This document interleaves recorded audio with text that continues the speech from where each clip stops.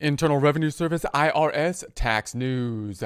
National Tax Security Awareness Week Day 4 Security Summit urges businesses to tighten security, offers new protections against identity theft. IR 2020-268, December 3rd, 2020. IRS YouTube video, new security measures help protect against tax-related identity theft. There's a link to that here. Washington, the Internal Revenue Service, state tax agencies, and tax industry urges businesses to be on guard as thieves try to use their stolen names and data to file fraudulent tax returns.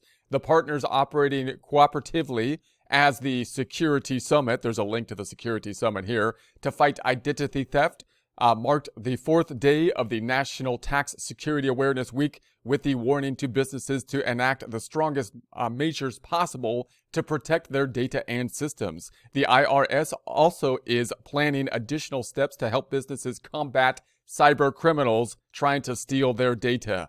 Quote, the IRS and our partners have strengthened our security standards, identity thieves have looked for new ways to find sources of information, and businesses need to stay alert, end quote, said IRS Commissioner Charles Rettig. Quote, businesses, just like individuals, can be victims of identity theft. Thieves may steal enough information to file a business tax return for a refund or use other scams using the company's identity, end quote. More than 70% of cyber attacks are aimed at businesses with 100 or fewer employees. So they kind of look for that sweet spot of the employees or the business is basically in a growing trend, right? You're going from a small business that's got things pretty tight, locked down under probably some centralized control, somebody, that's working on this. And then obviously as things start growing, it could get to the point in time where people, haven't really grown in terms of their internal controls to the growing of the size of the company, and could be a spot where they are more vulnerable, and typically tends to be a place where then attackers might attack at that point, or that might be the target, or it seems to be the target. So thieves may be targeting credit card information, the business identity information, or employee identity information. Businesses are encouraged to follow best practices from the Federal Trade Commission, including set your security software to update automatically, back up important files, require strong passwords for all devices, encrypt devices, use multi-factor authentication. More information is available at FTC's Cybersecurity for Small Businesses. There's a link to that here. Businesses should especially be alert to any COVID-19 or tax-related phishing email scams that attempt to trick employees into opening embedded links or attachments.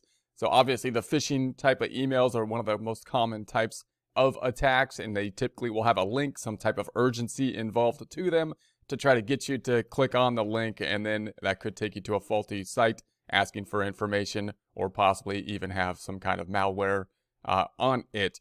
They also seem to be emphasizing that people are more likely to open up phishing emails and whatnot, possibly on the phone. So you want to be mindful of the phone and your email on the phone and stuff like that. Malicious people often, seem to be attacking with the phone even more so than the computer sometimes. So in any case, starting December 13th, 2020, the IRS will begin masking sensitive information from business tax transcripts, the summary of corporative tax returns, to help prevent thieves from obtaining identifiable information that would allow them to file fake business tax returns. So the transcripts that you may be getting, possibly tax professionals might use transcripts, for example, for prior year type of information. If they have to do multiple years of taxes and they don't have all the information necessary to do so, they may look into the transcripts. And the transcripts, the IRS is basically limiting a lot of the information, like some of the crucial numbers and even some of the business names and whatnot on them, again, to try to block or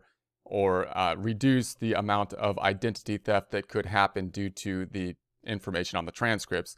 So only financial entries will be fully visible. All other information will have varying masking rules. For example, only the first 4 letters of each first and last name of individuals and businesses will display. Only the last 4 digits of employer identification number will be visible. The IRS also has publicly launched the Form 14039B Business Identity Theft Affidavit. There's a link to that affidavit here that will allow companies to proactively report possible identity theft to the IRS when, for example, the e-file tax return is rejected.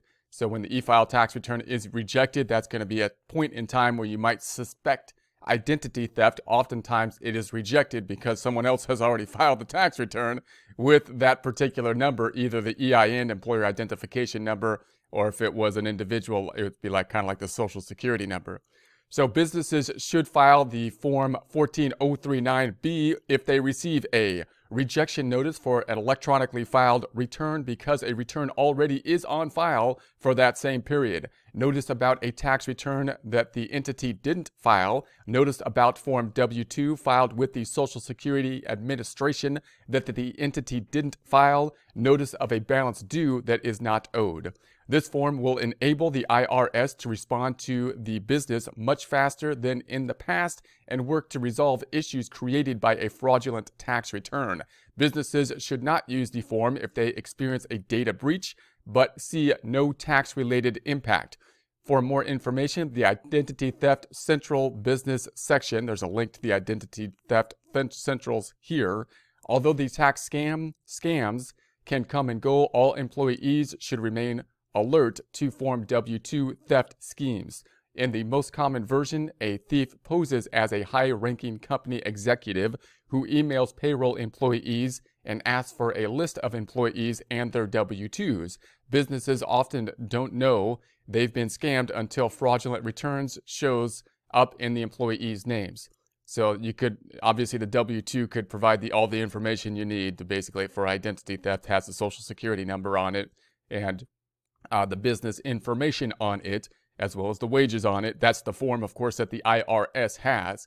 So they're saying here that the way they might get the W-2 is to act as a high executive of the company and basically intimidating lower, ranking people to say, hey, give me your W-2s. And, you don't question it because it's a high ranking person of the company possibly. And then obviously that would be the scam. Then they'd have the W-2s, which they can create fraudulent tax returns with.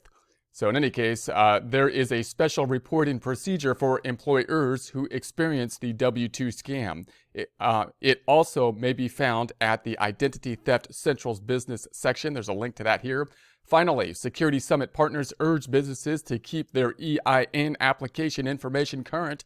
Changes of address or responsible party may be reported using Form 8822B. There's a link to Form 8822B here.